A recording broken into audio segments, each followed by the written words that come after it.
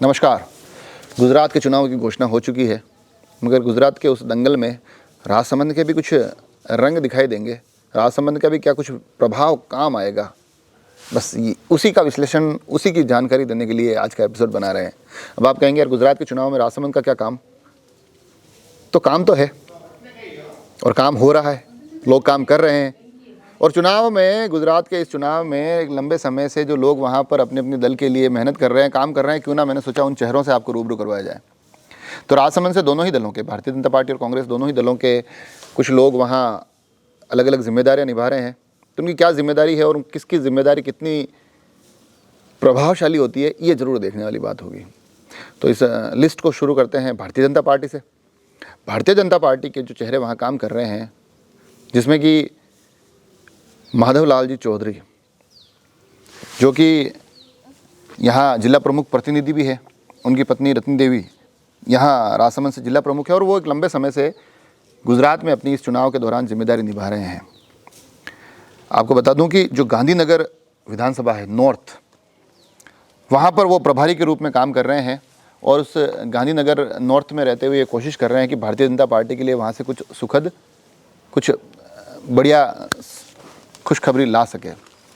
और आपको आगे के भी नामों से रूबरू करवाऊँ, तब तक यही बता दूं कि इस प्रकार से आप्रवासी प्रभारी हर एक चुनाव में लगाए जाते हैं, और उसकी जो कारण होता है वो ये होता है कि क्योंकि स्थानीय लोग होते हैं, स्थानीय सारे विषय समझते हैं, मगर उनके बीच में इन लोगों की एक बहुत बड़ी जिम्मेदारी हो जाती है कि वहाँ स्थानीय लोगों के बीच में तालमेल कैसे बिठाए, उनमें सामंजस्य कैसे बिठाए, अगर कहीं कुछ किंतु परंतु है तो उस किंतु परंतु का निवारण कैसे किया जाए, और साथ साथ एक सटीक ग्राउंड रिपोर्ट तैयार करने में ये लोग सहायक होते हैं।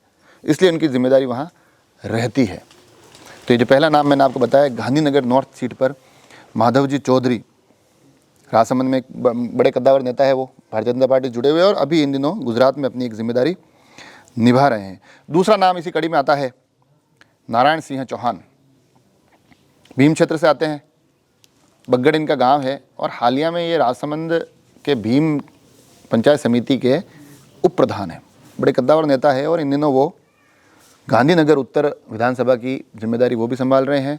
दोनों लगभग माधव जी और नारायण सिंह जी एक साथ काम करते हैं, और इनकी कई मीटिंगों के इस प्रकार के दृश्य आते हैं जहां हम देख सकते हैं कि गुजरात के तमाम आसपास नेता बैठे रहते हैं, और ये दोनों लोग एक सामंजस्य और एक तालमेल बिठाने की कोशिश करते दिखाई देते हैं। तो हमको राजसमंद से जुड़े होने के नाते भी अच्छा लगता है कि चलिए यहाँ के लोग वहाँ पर भी अपनी एक भूमिका निभा रहे हैं। भूमिकाओं की इस कड़ी में नंदलाल जी सिंघवी का नाम भी आता है। वो भी गुजरात के चुनाव में काफ़ी लंबे समय से वहाँ डटे हुए हैं और कोशिश कर रहे हैं कि अपनी जिम्मेदारी को बड़ी जिम्मेदारी से निभा सके। अगला नाम जो आता है, हालांकि वो राजसमंद से नहीं है, मगर मैं इस कार्यक्रम के माध्यम से जरूर लेना चाहूँगा, और वो नाम होता है वीरेंद्र सिंह चौहान।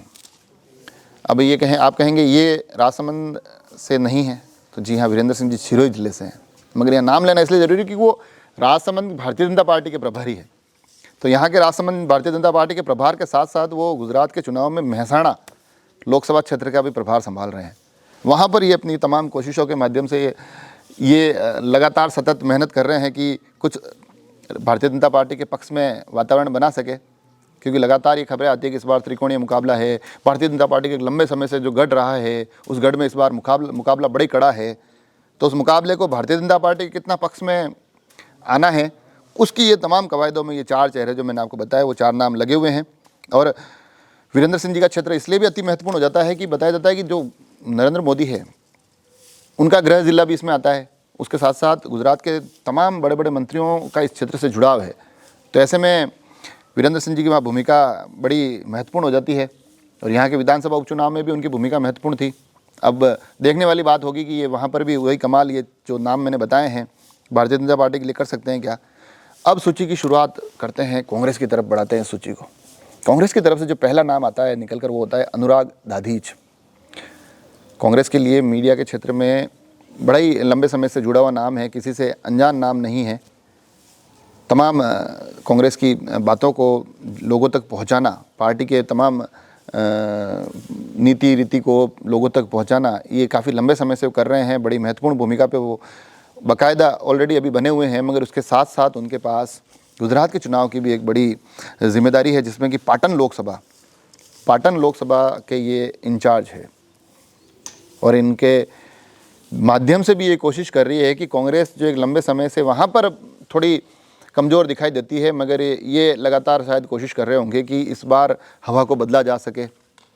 अनुराग जी के भी काफ़ी हमको फोटोग्राफ्स मिले जिसमें कि वो बाकायदा वहाँ अपनी पार्टी के नेताओं के साथ, पार्टी के लोगों के साथ बैठकर ये कोशिश कर रहे हैं किस प्रकार से तालमेल के साथ, आपसी सामंजस्य के साथ एक ऐसी रणनीति बनाई जा सके कि इस बार कांग्रेस पार्टी के लिए वहाँ से सुखद और सकारात्मक परिणाम निकल कर आ सके। तो एक बड़ी जिम्मेदारी जो राजस्थान में वो निभाई रहे थे, उसके साथ साथ अब उनके कंधों पर गुजरात चुनावों को लेकर भी आ चुकी है।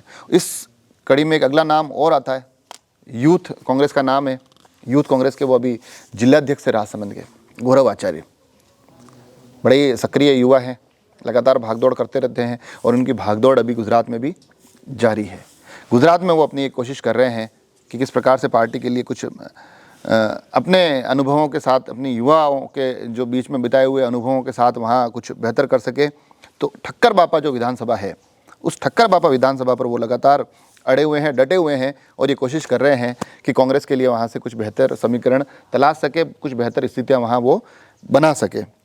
इसी कड़ी में कांग्रेस से भीम क्षेत्र से एक नाम और आता है, वो होता है प्रभुदयाल जी नागर। उनके पास भी अभी उनको, हालांकि अभी ताज़ा ही उनको जिम्मेदारी दी गई है, चुनाव का जो समन्वय है उसके प्रबंधन हेतु उनको खेरालू विधानसभा का प्रभारी नियुक्त किया गया। तो खेरालू का प्रभारी होने के नाते वो भी लगातार कोशिश कर रहे हैं कि जिस प्रकार से अनुराग जी दादीज और गौरव जी के साथ साथ पूरी गुजरात कांग्रेस कोशिश कर रही है कि अब इस बार इस चुनाव में कुछ उनके लिए सकारात्मक आए, तो उसमें एक महत्वपूर्ण कड़ी के रूप में प्रभुलाल जी नागर भी अपनी जिम्मेदारी खेरालू में निभा रहे हैं।